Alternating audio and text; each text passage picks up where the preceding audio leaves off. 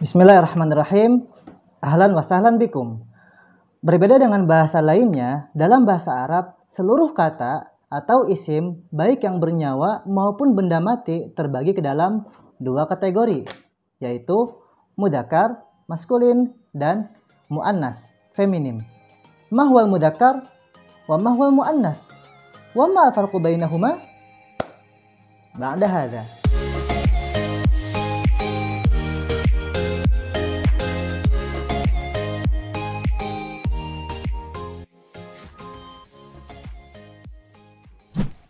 في اللقاء السابق قلنا لكم لو أردنا أن نتكلم باللغة العربية بقواعدها الصحيحة فعلينا إتقان علم النحو وعلم الصرف، وأيضا نحتاج إلى حفظ المفردات حتى يتمكن لنا من القراءة والكتابة والاستماع والمحادثة.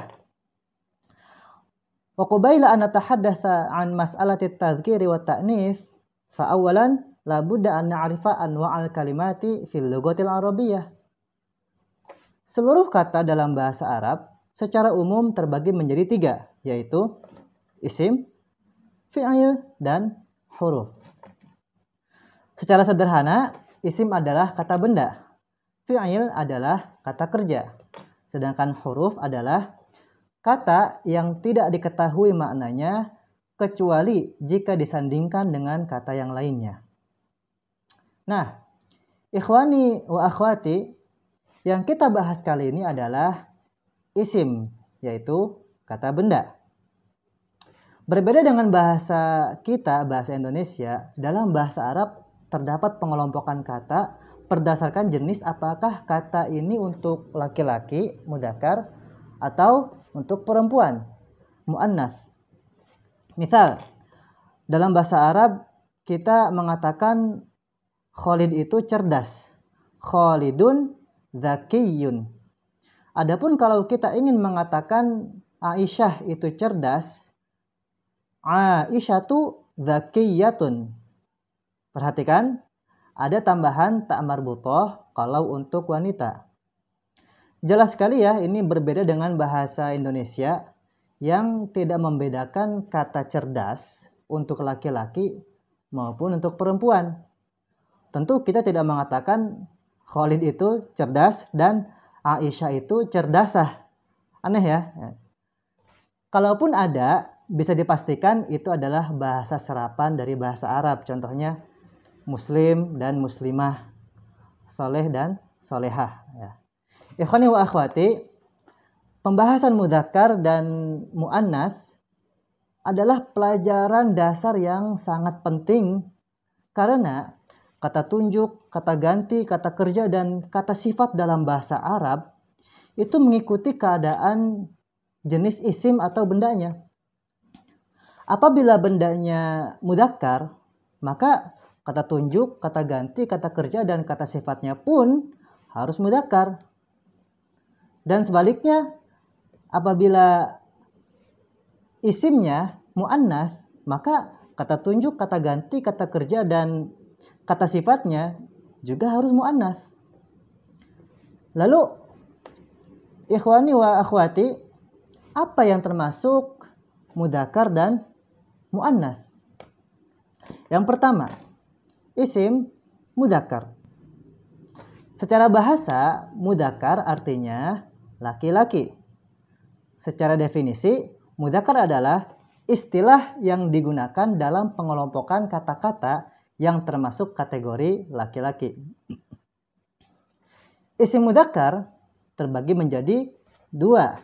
Yang pertama, mudzakkar haqiqi, yaitu kata yang digunakan untuk laki-laki sungguhan, seperti abun, akhun, dan jamalun. Juga seluruh nama yang digunakan untuk laki-laki itu termasuk mudzakkar. Misal, Salman, Ahmad, Ammar, dan Yusuf. Nah, semua nama tersebut merupakan mudzakkar, termasuk Tolhah dan Usamah. Meskipun keduanya ada ta marbuthoh di belakangnya, Tetapi karena nama ini digunakan untuk laki-laki, maka Tolhah dan Usamah terkategorikan sebagai isim mudzakkar. Ini ya, jenis pertama dari mudzakkar. Yang kedua, mudzakkar majazi, yaitu kata yang dianggap laki-laki. Dalam bahasa Arab, kata yang tidak diakhiri dengan ta marbuthoh, hukum asalnya adalah mudzakkar. Contohnya, kitabun, qalamun, dan kursiyun. Karena ketiganya tidak diakhiri dengan ta marbuthoh, maka kata tersebut terkategorikan mudzakkar. Ini ya penjelasan sederhana dari mudzakkar. Yang kedua, isim muannas. Muannas secara bahasa artinya perempuan. Secara istilah, isim muannas adalah kata yang masuk ke dalam kategori perempuan. Sama seperti isim mudzakkar, isim muannas secara umum terbagi menjadi dua. Yang pertama adalah muannas haqiqi. Muannas haqiqi adalah kata yang digunakan untuk perempuan sungguhan, seperti ummun, ukhtun, dan naqotun.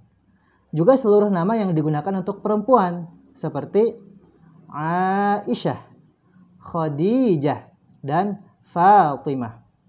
Berikut nama-nama yang tidak diakhiri dengan ta marbuthoh, seperti Hindun, Zainab, dan Maryam. Nah, meskipun tidak diakhiri ta marbuthoh, karena nama tersebut digunakan untuk perempuan, maka termasuk muannas. Yang kedua, muannas majazi, yaitu kata yang dianggap perempuan, seperti syamsun. Dalam bahasa Arab, kata syamsun tergolong isim muannas. Sesuai firman Allah, a'udzubillahi minasyaitonirrajim, idza syamsu kuwirat. Perhatikan, kuwirat bukan kuwiro ya. Ini menunjukkan bahwa kata syamsun terkategorikan muannas. Ikhwani wa akhwati, secara rinci isim yang tergolong muannas itu memiliki ciri-ciri ya. Ciri muannas yang pertama itu diakhiri dengan ta marbuthoh. Nah, kata yang diakhiri dengan ta marbuthoh hukum asalnya adalah muannas. Ini adalah ciri muannas yang paling masyhur ya. Contohnya suratun, miknasatun, dan mirwahatun. Kemudian ciri muannas yang kedua diakhiri dengan alif maqsurah. Contohnya Laila, Najwa, dan Bushra. Ciri muannas yang ketiga diakhiri dengan alif mamdudah. Contohnya Hasna, Sakhra, dan dalam bahasa Arab aswadun yang artinya hitam ketika muannas menjadi sauda. Ahmarun yang artinya merah menjadi hamra. Pengecualian. Seperti yang dijelaskan sebelumnya, hukum asalnya bila kata tidak diakhiri ta marbuthoh, maka ia terkategorikan mudzakkar. Sebaliknya, bila diakhiri ta marbuthoh, maka ia terkategorikan muannas. Namun ada beberapa kata yang termasuk pengecualian. Di antara yang paling masyhur, yang pertama adalah anggota tubuh manusia yang berpasangan itu dihukumi sebagai isim muannas sekalipun tidak diakhiri ta marbuthoh.